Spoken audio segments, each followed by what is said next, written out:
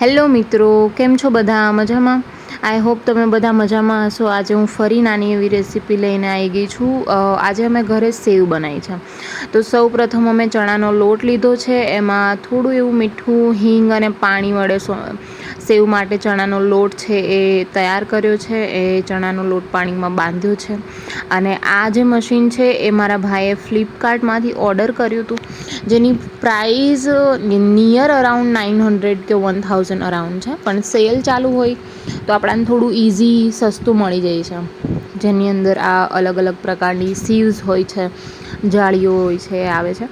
અમે આની અંદર છે અત્યારે સેવની જાળી વાપરીએ છીએ, જે ભાભીએ સેવની જાળી ફિટ કરી છે. અને હવે અત્યારે તેલ આખા મશીનમાં લગાડી અને આ ડો છે એ અંદર ભરે છે સારી રીતે, અને પછી એને ફિટ કરી દેશે.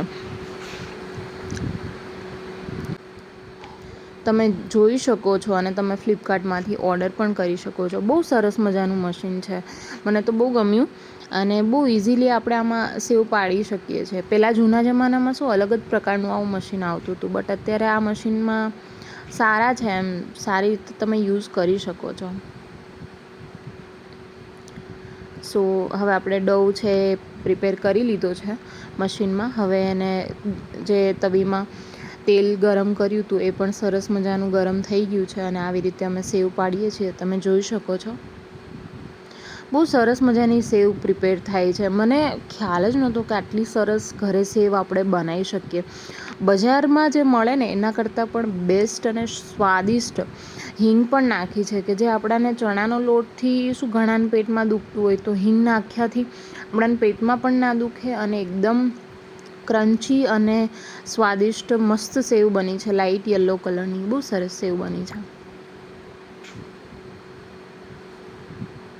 સી હાઉ બ્યુટીફુલ ને! એ પહેલો સ્ટ્રોક હતો, આ બીજો સ્ટ્રોક છે.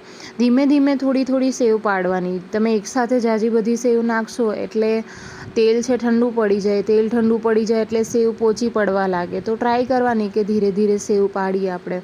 અમે જોડે જોડે થોડી થોડી સેવ ખાતા પણ જઈએ છીએ. આમ બહુ સરસ હતી, સ્વાદિષ્ટ. તો આમ પોતાની જાત ઉપર કંટ્રોલ ના રહ્યો. બહુ સરસ બને છે. સી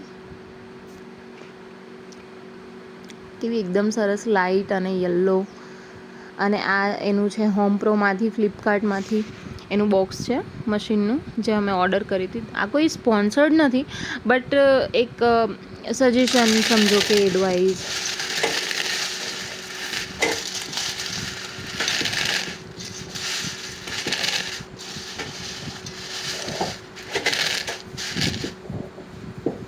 આ મેં હાથેથી ભૂક્કો કર્યો છે. બહુ સરસ અવાજ આવતો હતો.